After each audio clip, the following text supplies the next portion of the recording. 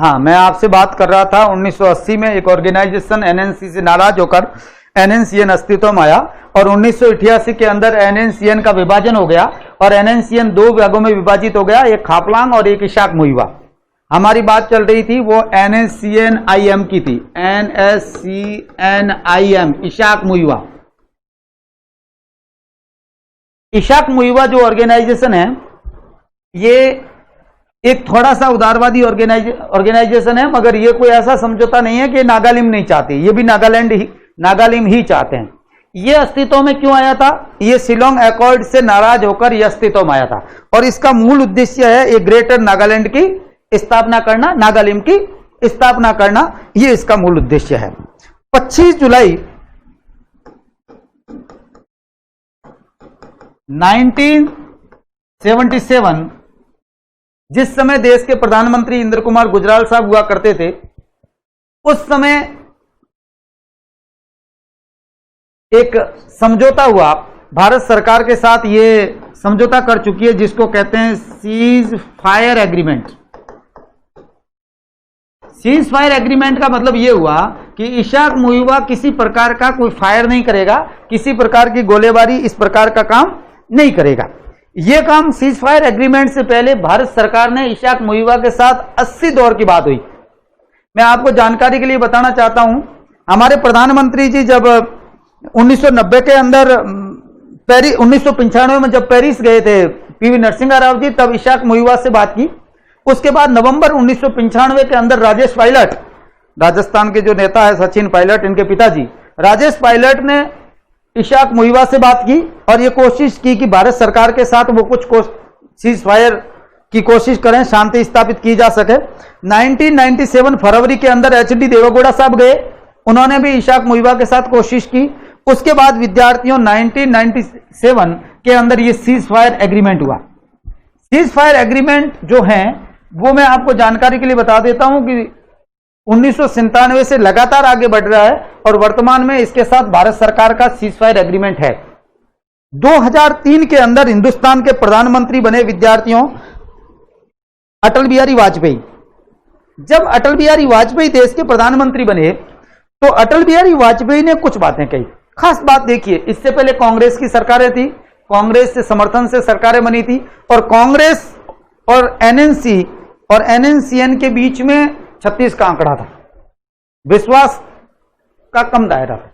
और आपको बता देता हूं कि 1997 के अंदर जब इनके साथ हमने सीज फायर एग्रीमेंट किया था, उस समय एनएनसीएन के नेताओं ने भारत सरकार से यह कहा कि हम हिंदुस्तान के अंदर जब यहां रह रहे हैं तो हमें स्वायत्ता के लिए कुछ किया जाए, हमारा जो कैंप है वो क्या किया जाए। तो भारत सरकार ने दीमापुर से 35 किलोमीटर दूर, थोड़ा सा दूर दीमापुर बड़ा शहर है, उससे थोड़ा सा 35 किलोमीटर दूर वन विभाग की कुछ जमीन थी। उस वन विभाग की जमीन और उसके जो आवास बने हुए थे, जो बिल्डिंग्स बनी हुई थी, वो हमने एनएनसीएन आईएम को दे दी, जिसको वर्तमान में कहते हैं कैंप हेब्रॉन। ध्यान रखिएगा, ये कैंप हेब्रॉन क्या है? कैंप हेब्रॉन वो जगह है जहां से एनएनसीएन समानांतर सरकार चला रही है। कैंप हेब्रॉन से 1997 में ये एनएनसीएन ने अपनी सरकार स्थापित कर दी और ये वर्तमान में भारत सरकार के समानांतर सरकार चलाती है। आज भी नागालैंड के अंदर ये कैंप हेब्रॉन जो सरकार है, इनका अलग विदेश विभाग है, इनका अलग रक्षा विभाग है, जो भारत सरकार का है। वैसे के वैसे भारत सरकार की तरह ये सरकार चलती है और भारत सरकार की तरह ये टैक्स लेती है। इसके साथ बहुत कुछ गतिविधियां जो गैर वाजिब या जो वाजिब गतिविधियां हैं वो चलाती है और ये आज भी नागालैंड में काम करती है। कैंप हेब्रॉन से अपनी सरकार चला।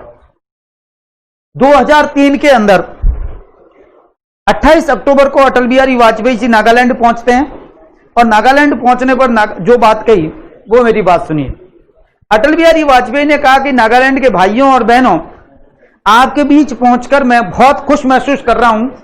नागालैंड का एक अपना अनोखा इतिहास है। मेरी बात बहुत अच्छी तरीके से समझिएगा, मैं 2003 की बात कह रहा हूं। अटल बिहारी वाजपेयी यह कह रहे हैं कि नागालैंड का एक अनोखा इतिहास है। भारत सरकार इस इतिहास के प्रति संवेदनशील है। हमसे कुछ गलतियां हुई है, यानी देखिए दूसरी बात, खास बात यह है, हमसे कुछ गलतियां हुई है।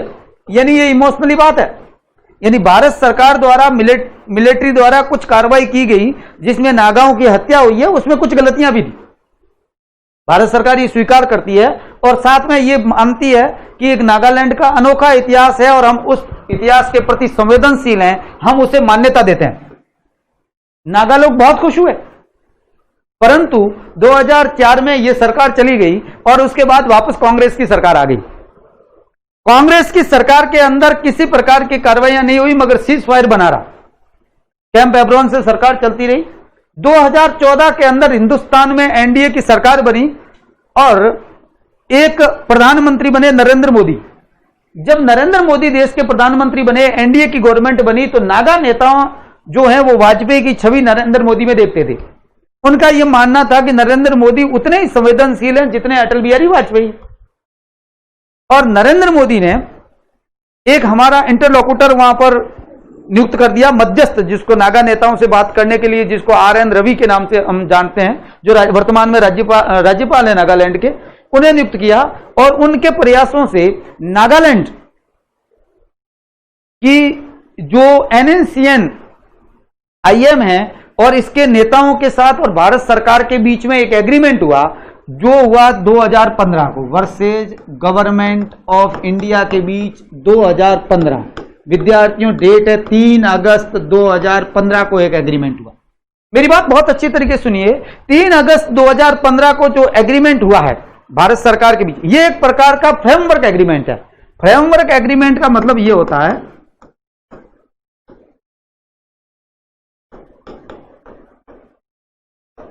फ्रेमवर्क एग्रीमेंट का मतलब यह होता है ऐसा एग्रीमेंट जो जनरली मैं कहूं प्री फाइनल एग्रीमेंट, जो वास्तव में फाइनल नहीं है, मगर एक फ्रेमवर्क किया गया, एक स्टार्टिंग कोशिश की गई। हमने एक एग्रीमेंट किया कि हम एक ऐसा एग्रीमेंट करेंगे जिसमें नागाओं को खासतौर से उसकी स्वायत्ता भी बरकरार रहे, उनके ईगो भी हर्ट नहीं हो, उनकी संस्कृति, रीति रिवाज, परंपराएं भी बनी रहे और भारत का संविधान भी उनके साथ काम करता रहे। हमने इस प्रकार का एक एग्रीमेंट, ये एक प्रकार का गोपनीय एग्रीमेंट था, खुलासा नहीं किया गया। इसमें यह तय किया गया था कि भारत सरकार कोशिश करके 31 अक्टूबर 2019 तक फाइनल एग्रीमेंट का रूप दे देंगी। परंतु विद्यार्थियों, मैं आपको जानकारी के लिए बता दूं, अभी तक किसी प्रकार का इस एग्रीमेंट को फाइनल रूप नहीं दिया गया, नहीं दिया जा सका। क्यों? इसका कारण है कि जो इशाक मुइवा है, ये ऑर्गेनाइजेशन है, ये ऑर्गेनाइजेशन आज भी मांग करता है कि नागालैंड ना तो भारत का कभी हिस्सा था और ना ही नागालैंड भारत का हिस्सा रहेगा। वो समानांतर संप्रभुता मांगते हैं। समानांतर संप्रभुता का मतलब यह हुआ, एक ऐसी संप्रभुता कभी भी समानांतर नहीं होती। संप्रभुता कभी भी सर्वोच्च शक्ति कभी भी बराबरी में काम नहीं कर सकती, वो सर्वोच्च स्थिति में काम करती है। मगर नागालैंड की गवर्नमेंट ये चाहते हैं, NSCN ये चाहता है कि हम एक इस प्रकार का समझौता हो जिसके अंदर नागालैंड को वैसे ही स्वायत्ता मिले जैसे भारत की। दूसरी बात मैं आपको बता दूं, एक बहुत बड़ी प्रॉब्लम यह है कि रवि कुमार रवि ने एक बहुत बड़ा काम, एक गलत काम ही हो गया, ये मैं मानूं कि जिससे नागालैंड के लोग नाराज हुए। इसका कारण यह था कि उन्होंने वहां के जो सिविल ऑर्गेनाइजेशन और थे उनको मिलाकर उन्होंने एक अम्ब्रेला ऑर्गेनाइजेशन बना दिया, एक पॉलिटिकल ऑर्गेनाइजेशन बना दिया, और वो पॉलिटिकल ग्रुप हैं उसके साथ बात करके भारत सरकार ये चाहती है कि सभी के साथ शांति स्थापित की जा सके। परंतु हम ये समझें, इससे पहले यह जरूरी है कि 3 अगस्त 2015 को जो फ्रेमवर्क एग्रीमेंट हुआ उसमें खास बातें क्या थी, ऐसी कौन सी बातें थी जो भारत सरकार ने स्वीकार की या मान्यता दी। पहली बात ये, मैं आपको बहुत इंपॉर्टेंट बात, कुछ बातें ही बताना चाहता हूं जो जरूरी हैं।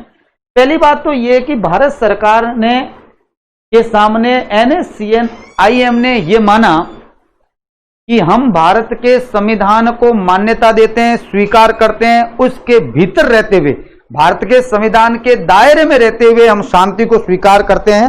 और दूसरी बात यह कही गई कि नागा इतिहास, भारत सरकार ने यह कहा कि हम नागा इतिहास और नागा संस्कृति की विशिष्टता को स्वीकार करते हैं, उसकी जो अनोखापन है उसको हम स्वीकार करते हैं।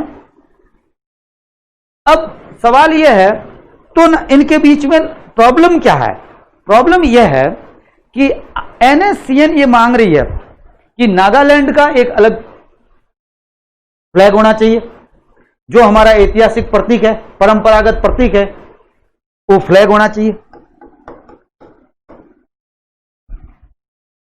और आप अच्छी तरीके से जानते हैं भारत सरकार आज भी है, आपको जानकारी के लिए बता दूं, 14 अगस्त 1947 से लगातार नागालैंड के लोग 14 अगस्त को स्वतंत्रता दिवस मनाते हैं। अपना एक ब्लू कलर का झंडा है जिसके अंदर ऊपर रेनबो बना हुआ है और एक स्टार बना हुआ है, वो फहराते हैं। वैसे के वैसे कार्यक्रम होता है, कैंप एब्रोन के अंदर वैसा प्रोग्राम रखा जाता है और राजकीय कार्यक्रमों के अंदर ये झंडा फहराया जाता है। भारत सरकार ये कहती है कि ये प्रतीक त्यागा जाए, हम अलग झंडे की, तिरंगे के साथ, भारत के झंडे के साथ दूसरे झंडे को मान्यता नहीं देना चाहते। हम केवल और केवल इसको सांस्कृतिक फ्लैग के रूप में, एक मेले के झंडे के रूप में हम मान्यता दे सकते हैं। अर्थात आप अपने नागाओं के सांस्कृतिक कार्यक्रमों में ही आप अपना झंडा फहरा सकते हैं, अन्यथा आप झंडा नहीं फहराएं। परंतु नागा लोग इस बात को स्वीकार्य उनको किसी भी हालत में नहीं है। दूसरी बात मैं बता दूं, प्रॉब्लम यह है कि नागा लोग जो हैं वो अपने कॉन्स्टिट्यूशन को वैलिड मान, अलग कॉन्स्टिट्यूशन चाहिए उनको, अलग संविधान चाहिए। और उस संविधान को मैंने आपसे कहा था, नागाओं का संविधान क्या कहलाता है? हेजाम्बो। जो नागाओं का संविधान है वो अलग चीज। भारत सरकार इसे कतई स्वीकार नहीं करती। वो कहती हम आपके कस्टमरी लॉ को वैलिड मान रहे हैं। आर्टिकल 371A के अंदर हम कस्टमरी लॉ की सर्वोच्चता को स्वीकार करते हैं। हम ये कहते हैं कि जो वहां का कानून व्यवस्था चलेगी, वहां का जो सामाजिक धार्मिक व्यवस्था चलेगी, वहां का जो क्रिमिनल और सिविल लॉ सिस्टम चलेगा, वो वहां के सिस्टम के हिसाब से चलेगा। आपके ट्रेडिशन, परंपरागत रीति रिवाज है, उसके हिसाब से चलेगा। तो हम अलग से हेजाम्बो जैसे यानी आपके कॉन्स्टिट्यूशन की हम मान्यता नहीं देना चाहते। जबकि हेजाम्बो आपको पता है नागालैंड का एक संविधान है, अपने आप में निर्मित लिखित संविधान है जो वहां काम करता है। तीसरा यह है समानांतर संप्रभुता। वो चाहती है, IM ये चाहता है कि नागालैंड वैसा ही हो जैसा भारत का हो, यानी भारत की और नागालैंड की संप्रभुता। हम उसके अधीन नहीं है, हम आपके अधीन काम नहीं कर सकते, हम आपके इक्वल रहकर काम कर सकते हैं। जबकि इक्वल सॉवरेनिटी देना संभव नहीं है। इसके साथ बहुत सारी प्रॉब्लम है इशाक मुइवा की। वो ये हो सकती है, मेरा ये मानना है, ये हो सकती है कि इन नेताओं का क्या होगा, वो ये भी सोच रहे हैं यदि कल हम भारत सरकार के साथ नागालैंड को यदि मान लेते हैं, सर्वोच्चता को स्वीकार कर लेते हैं, तो कैंप हेब्रोन में हमारी जो सरकार चल रही है उसका क्या होगा? हम समानांतर टैक्स ले रहे हैं, उसका क्या होगा? हमारे नेताओं को एडमिनिस्ट्रेटिव पोस्ट मिलेगी कि नहीं मिलेगी, उनका क्या होगा? हमारे लीडर्स का, अन्य जो गार्ड्स काम कर रही है, उनका क्या होगा? बहुत सारी प्रॉब्लम्स हो सकती है, जिसके कारण नागालैंड के अंदर वर्तमान में भी आप जानते हैं इंसर्जेंसी बहुत है, हालात बहुत नाजुक स्थिति में है, वहां पर बहुत कुछ अलग हैं। परंतु किस प्रकार ये फाइनल एग्रीमेंट बन पाता है, ये जो फ्रेमवर्क एग्रीमेंट अगस्त 2015 का, ये कैसे बनेगा, इसकी बात भी अपन करेंगे, जो खासतौर से यूपीएससी के एग्जाम के अंदर मेंस में पूछा जा सकता है और बहुत इंपॉर्टेंट ये सवाल है। परंतु कॉलेज लेवल पर मेरे ख्याल से ये जरूरी नहीं है कि इस एग्रीमेंट को आप इतनी गहराई से पढ़ें, मगर हमें ध्यान होना चाहिए कि ये वास्तव में क्या है। और नागालैंड में बहुत सारी प्रॉब्लम्स अभी हाल ही में चल रही है, जैसे महिला रिजर्वेशन को लेकर लोकल गवर्नमेंट में चल रहा है, हम कभी बात करेंगे लोकल गवर्नमेंट में महिला रिजर्वेशन का मामला क्या है। दूसरा RINN, जो आपको पता है वहां पर रजिस्टर तैयार हो रहा है नागरिकता का, खासतौर से उसकी हम बात करेंगे, वो प्रॉब्लम्स क्या है। हम इनर लाइन परमिट सिस्टम की भी बात करेंगे, वो क्या है, इसकी भी बातें हम कभी अलग टॉपिक लेकर करेंगे, अभी संभव नहीं है। परंतु मैं आपसे कहना चाह रहा हूं कि एक अगली क्लास जो होगी वो हमारी संविधान के अंदर जो 13 कॉन्स्टिट्यूशनल अमेंडमेंट हुआ है, जिसके अंदर आर्टिकल 371A का क्लॉज 1, 2 और 3 है, इसकी मैं एक क्लास, आपका वीडियो है वो मैं आपके साथ शेयर करूंगा। सब्सक्राइब करिए, शेयर करिए, लाइक करिए और आगे बढ़ाइए। और समझ में आता है तो पढ़िए और नीचे कमेंट करिए कि कौन सी बात समझ में नहीं आ रही है, मैं वो भी बात आपको समझाने की कोशिश करूंगा। धन्यवाद।